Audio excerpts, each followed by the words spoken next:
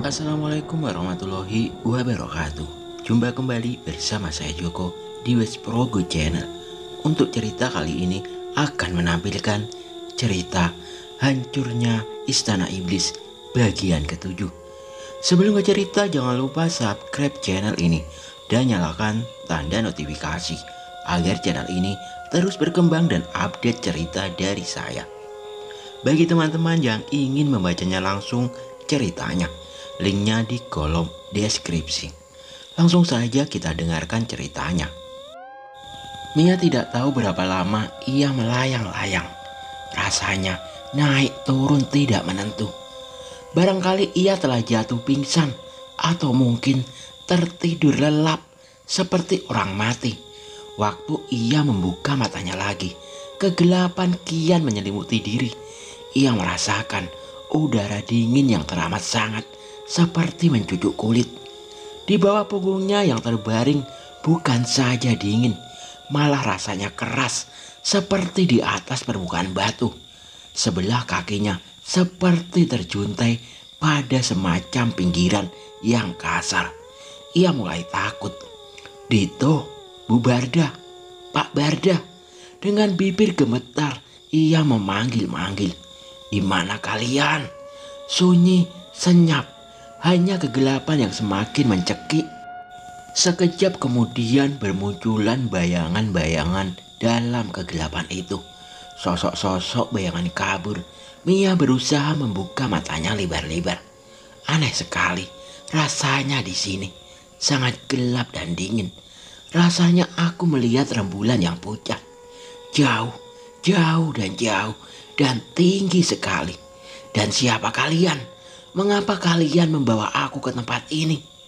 Tidak ada jawaban apa-apa. Bayangan hitam yang berdiri kokoh membisu seperti batu nisan. Mia semakin cemas. Ketakutan semakin mengoyak jiwanya. Ia membuka matanya semakin lebar. Bayangan rembulan kian membesar. Juga bayangan lain di sekelilingnya. Bayangan batu-batu raksasa menjulang hitam, membusung seram. Ia juga mencium bau rerumputan basah oleh embun. Bau rempah dan ramuan santer tercium.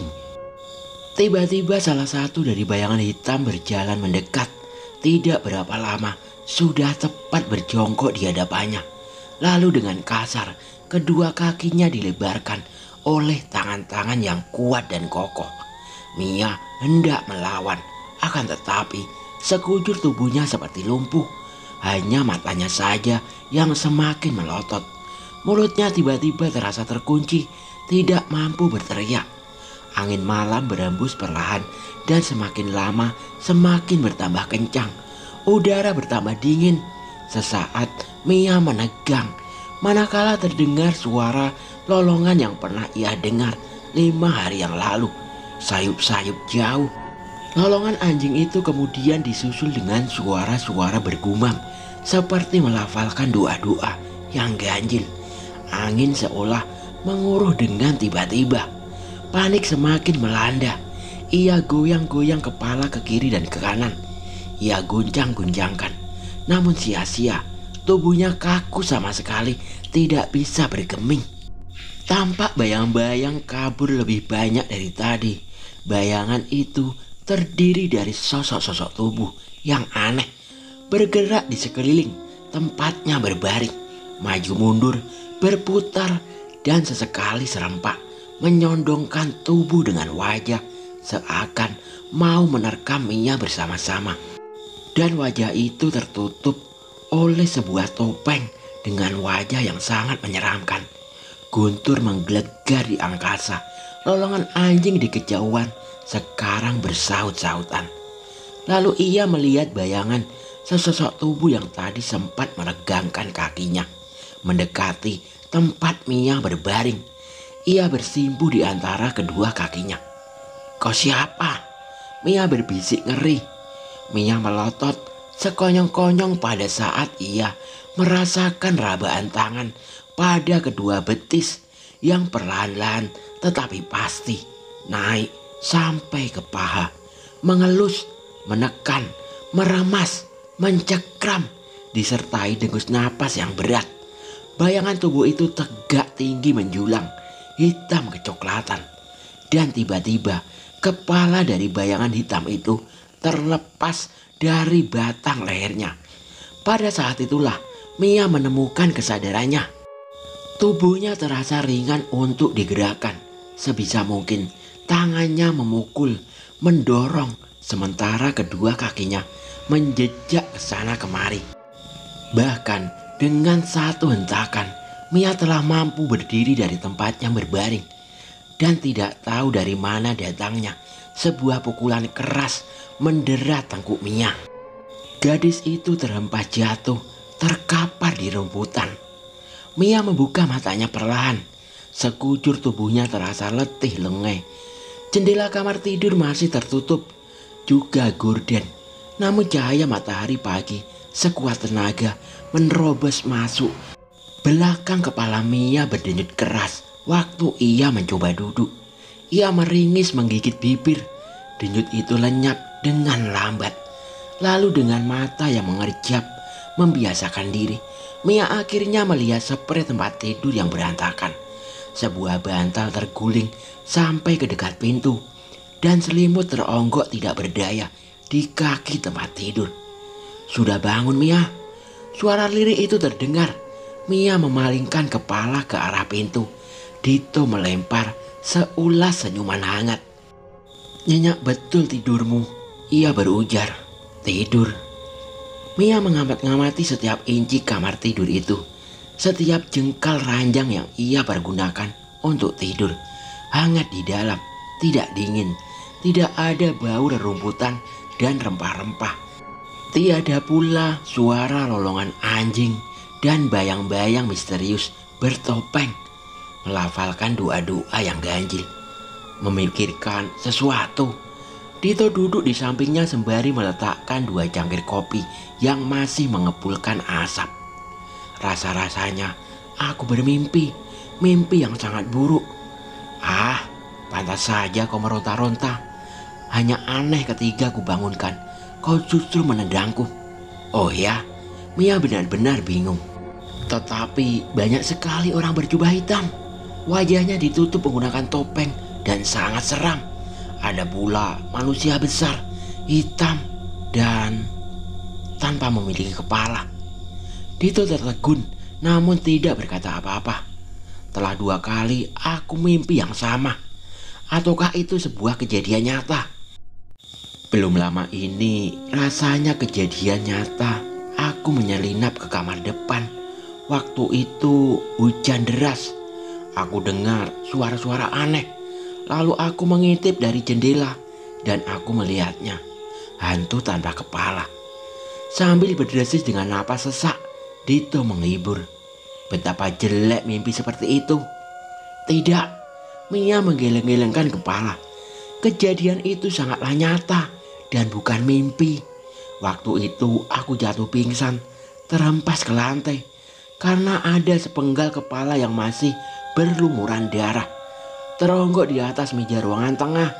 Ketika aku bangun esok siangnya, tiba-tiba saja kepalaku sakit." "Bekas jatuh.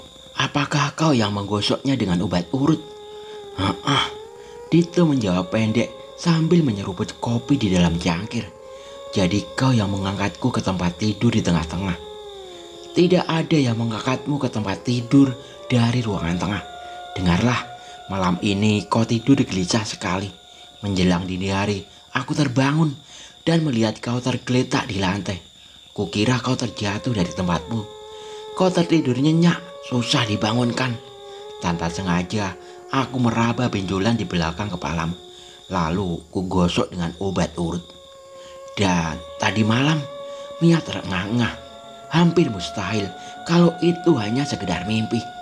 Tadi malam, Dito tertawa sombang. "Seperti malam kemarin, tidurmu sangat gelisah. Bahkan sempat mengigau dan berteriak-teriak. Aku berusaha membangunkanmu, malah kau pukul dan kau tendang begitu rupa. Ada apa sebenarnya, Mia?" "Kau gelisah memikirkan kasus ini?" Terkejut, Mia memandang ke arah Dito. "Benarkah?" Mia berbisik lirih. Dito tersenyum tipis. Lalu pemuda itu segera beranjak dari tempat duduknya. Aku sudah terlambat. Tadi malam ada janji dengan Pak Parman. Beliau baru saja menangkap seorang gembong narkoba yang tengah kabur dari kejaran aparat di Jakarta. Dan ini berita eksklusif. Aku harus dapat berita ini secepatnya sebelum diendus oleh media lain. Dito bangkit bergegas, berpakaian seadanya dengan diawasi oleh Mia dengan mata tidak berkedip. Siang hari setelah beres-beres dan mandi, Mia masih termenung di depan cermin rias. Pikirannya masih kacau, hatinya masih belum yakin bahwa apa yang dialaminya semalam hanya mimpi belaka. Meski Dito pun sudah meyakinkan hatinya, akan tetapi Mia masih belum bisa percaya. Entah sudah berapa lama Mia termangu. Tiba-tiba memandang tanpa berkedip pantulan bayangan di cermin. Lalu ia meraba telinga kanannya, di mana di sana menggantung sebuah anting berbentuk ular yang sedang melingkar. Lalu ia meraba telinga kirinya. Dirabanya sekali lagi, tidak terasa ada anting yang menggantung. Disibakkan rambutnya yang masih agak basah. Di telinga kirinya kosong. Buru-buru Mia bergegas meninggalkan kamar. Tanpa ia sadari, Mia telah duduk di batu lebar berbentuk altar yang terletak di bibir lembah. Heran pikirannya, mengapa ia refleks untuk mengunjungi tempat ini lagi. Ia tercengang, membisu bagai seonggok bebatuan. Sesekali kaki kanannya bergerak untuk menghindari seekor binatang yang melata yang disebut kaki seribu. Tepat pada saat yang sama, ia melihat sesuatu yang lain terselip di celah dua buah batu yang berjorok kereruputan. Sesuatu yang berkilauan tertimpa cahaya matahari, dan ketiga ia pertajam matanya. Benda itu ia pungut dengan tangan gemetar. Sebuah anting berbentuk ular melingkar. Mia mengamati anting yang ada dalam genggaman tangannya dengan jantung berdebar. Sesaat Mia mencoba mengabaikan temuannya itu. Akan tetapi warna, bentuk, dan besarnya sama benar dengan anting miliknya yang telah raib. Tentulah anting itu terjatuh dari telinga Mia. Tetapi mengapa jatuhnya di tempat ini?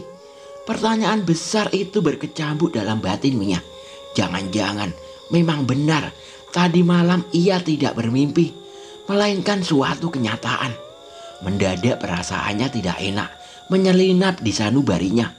Ia teringat mimpi buruk tadi semalam. Seolah-olah tubuhnya melayang, dan tak kala membuka mata, ia sudah terbaring di atas batu berbentuk altar yang kini ia duduki. Apakah semua itu bukan sekedar mimpi? Atau pundaknya terasa dingin seketika. Nalurinya membisikkan bahwa saat itu ia tengah diawasi seseorang. Refleks lehernya berputar dengan sepasang mata memandang ke sekitar tempat itu. Tidak ada siapa-siapa yang kelihatan kecuali rumah-rumah yang berdiri megah, diam membatu, seolah tidak berpenghuni. Suasana di sekitarnya sepi tanpa adanya tanda kehidupan. Takut-takut Mia menoleh ke belakang, memandang tonjolan batu yang paling tinggi, paling curam dari batu lainnya. Ia mengharapkan dengan cemas.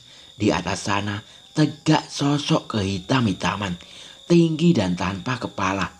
Namun selain langit yang biru jernih serta sekelompok awan putih, ia tidak melihat apa-apa lagi. Pasti ada yang mengawasiku. Desahnya gemetar. Lantas ia menggambur turun dari batu dan lari secepat mungkin ke rumah. Untunglah akal sehatnya segera muncul. Mungkin hanya perasaan saja yang mengatakan ia diawasi. Kalaupun ada orang jahil yang mengintipnya dari tempat tersembunyi, ia tidak perlu takut. Ia harus menunjukkan bahwa ia seorang perempuan yang berhati tegar. Ia lantas melangkahkan dengan tenang dan sabar. Makin dekat ke rumah, perasaan diawasinya pun semakin hilang. Sebuah mobil tua muncul dengan suara mesin yang menderu di jalan mendaki. Lalu setelah lebih dulu terbatuk-batuk, berhenti di depan rumah. Bersamaan waktunya ketika Mia tiba di tempat yang sama. Lewat jendela mobil, Dito melempar senyum manis seraya melambaikan tangan. Mia berlari mendekat dan membuka pintu mobil. Dito turun tertawa kecil. Kemudian sesekali bersin seraya menyeka kening dengan sehelai sapu tangan. "Kau baik-baik saja, Mia?" Mia berjalan mengiringi Dito masuk ke dalam rumah. Begitu mereka di pintu, Dito bersin lagi. "Flu?" tanya Mia. Aneh. Apanya yang aneh? Orang kena flu. Rungut Dito setengah tersinggung. Seraya membiarkan tas rangselnya diambil Mia yang kemudian membawanya masuk ke dalam dan meletakkan di atas meja. "Aku tadi ikut Pak Parman dalam penggebrekan seorang bandar narkoba di kawasan Pantai Wedi Ombo. Hujan sedang turun. Derasnya bukan main." Apakah di sini tidak hujan?" Sebagai jawaban, Mia justru balas bertanya, "Kau keluar malam ya?" "Kapan?" tanya Dito bingung. "Tadi malam." "Apa maksudmu, Mia?" "Bukankah sepanjang malam aku tidur?" Aku hanya ingin tahu." Mia memotong dengan cepat. Mia angkat bahu lantas sambil bergegas ke belakang. Lalu ia berhenti. Ia mengawasi Dito yang juga tengah melakukan hal yang sama terhadapnya. Lantas bertanya dengan penuh selidik, "Oh ya, ketika aku sedang mengeringkan rambutku di depan cermin, tiba-tiba aku baru sadar antingku yang sebelah telah lenyap. Kau tahu di mana aku menemukannya?" Dito membasahi bibir, berpikir sebentar. Lalu, "Soal antingmu yang hilang, aku sama sekali tidak tahu menahu. Mengapa hal sepele itu harus kau tanyakan kepadaku, Mia?" Belum lagi Mia menjawab, pintu penghubung ke rumah induk diketuk dari dalam. Dito membukanya dan induk semang mereka berdiri di sana, menghadiahkan seulas senyum keibuan untuk muda-mudi yang tengah bersih tegang itu. Perempuan berusia lanjut itu memandang mereka silih berganti, lantas mendengus dengan nada menyesal. "Oh, rupanya aku telah memilih waktu yang tidak cocok. Barusan kami memang lagi asik." Dito menyerangnya sumbing. Sementara Mia diam-diam menyelinap masuk ke dapur. "Ada apa, Bu Endah?" "Pak Parlin menanyakanmu tadi. Katanya kalian berdua sudah ada janji." "Janji? Aku?" Protes yang keluar dari mulut Dito terhenti ketika matanya beradu dengan sorot mata Bu Endah yang berkilau tajam. Bersin sebentar, Dito kemudian merubah nada suaranya menjadi serius. "Astaga!" ia berseru lantang. "Memang aku berjanji untuk menemui Pak Parlin 2 hari yang lalu untuk menyelesaikan surat-surat pindah kami yang belum beres." Wah, dia marah tentunya. "Tidak," Bu Endah memotong cepat. "Oh, syukurlah.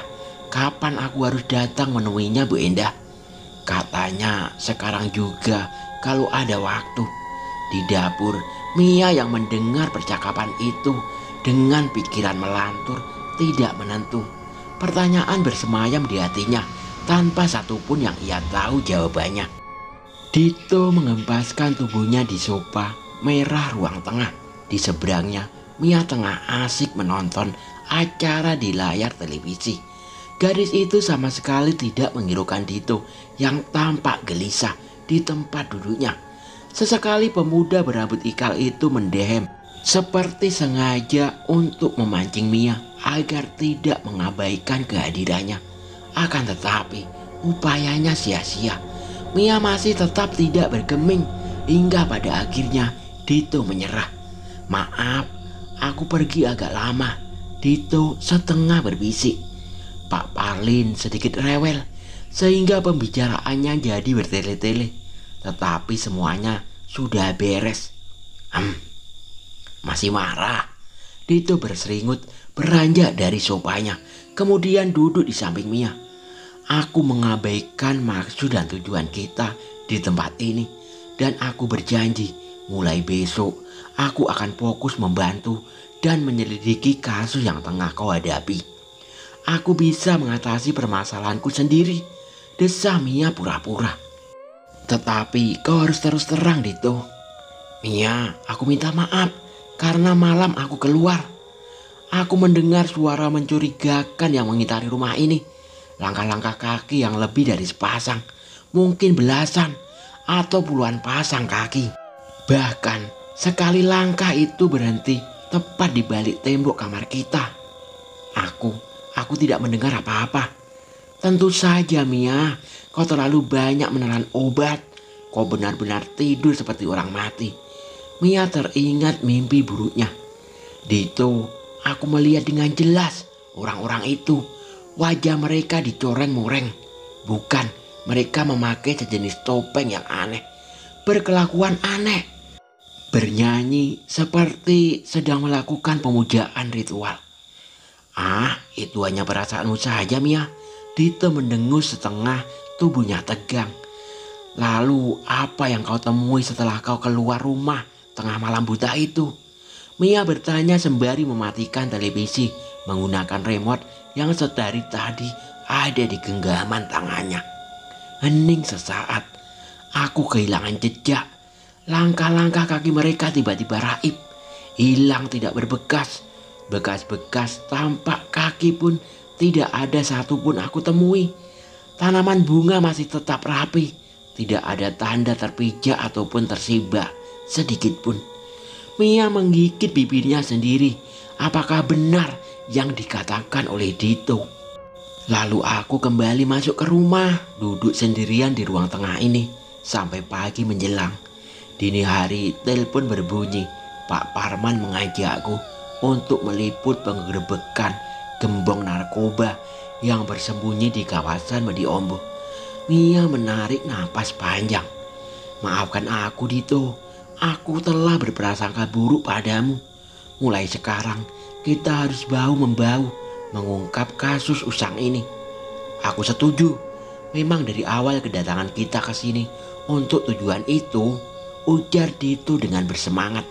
Lalu keduanya tertawa gembira. Ganjalan batu di dada Mia tiba-tiba langsung mencair dan menguap entah kemana. Mia, aku lapar. Makanlah. Semua sudah terhidang di meja makan. Tanpa menunggu Dito, Mia beranjak ke ruang makan yang hanya bersebelah dengan ruang tengah. Tidak berapa lama, Dito telah muncul di tempat itu. Terlihat di permukaan meja makan terhidang santapan sore yang menggugah selera dan memacu nafsu makan. Sini, ku ambilkan. Mia mengambil piring yang sudah terungkup di atas meja makan. Tangannya dengan cekatan mengambil nasi dan lauk yang berada di atas permukaan meja. Sudah cukup, Mia, jangan terlalu banyak. Perutku tidak akan muat dijejali makanan sebanyak itu. Tangan Dito terulur meraih piring yang diangsurkan oleh Mia.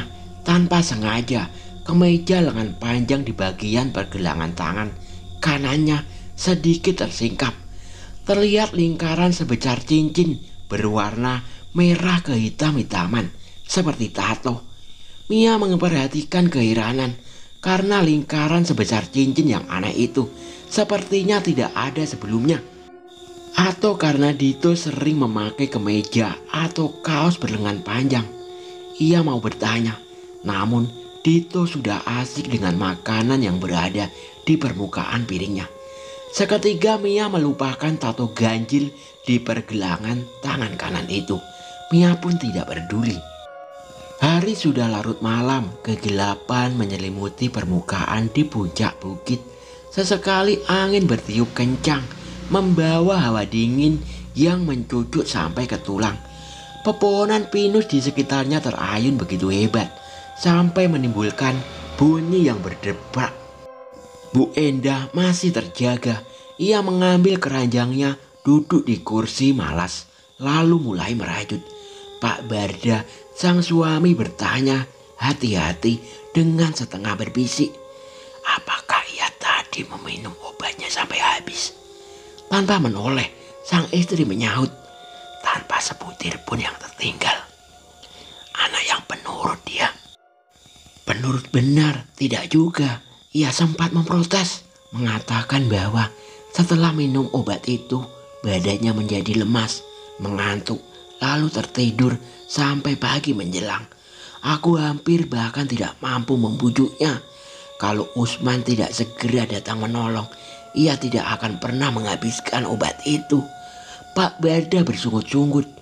Jika saja anak itu tidak bisa ditundukkan, maka bayi yang sudah lama sama-sama kita harapkan tidak akan pernah menjadi kenyataan. Jangan tergesa-gesa, kata Pak Usman. Nanti anak itu curiga. Perempuan tua yang tengah asik merajut itu mendadak menggoyang-goyangkan kepala, lantas bersungut-sungut pada suaminya. Jangan berdiri mematung saja, Pak. Tolong garukkan kepala di belakang telingaku. Gatal sekali rasanya, seperti dijalari ulat bulu. Pak Barda mendekati istrinya, lalu melalui bantuan cahaya lampu, ia menemukan yang ia cari di belakang telinga Bu Indah. Itu pun setengah lebih dulu menyibakkan sebagian rambut perempuan tua itu, sehingga bagian yang gatal itu dapat terlihat dengan jelas. Sebuah lingkaran merah kehitam-hitaman sebesar cincin. Sambil menggaruk lingkaran yang ganjil itu, Pak Barda berbisik, "Kau dengar apa yang tadi diucapkan Pak Parlin tempo hari?" "Ku dengar, Pak. Akan terjadi perubahan besar di muka bumi jika bayi itu benar-benar lahir." "Benar, akan terjadi perubahan besar di muka bumi," istrinya mengiyakan. Sementara di dalam kamar Mia, Dito tampak serius mencermati dan membaca satu persatu sebuah bendel kertas dokumen yang terlampir di atas meja itu. Kerutan di keningnya tampak jelas sekali, manakala ia mencoret-coret sebaris kalimat yang tengah dibacanya. Mia berdesah lirih di atas ranjang. "Apakah kau merasa dingin, Dito?"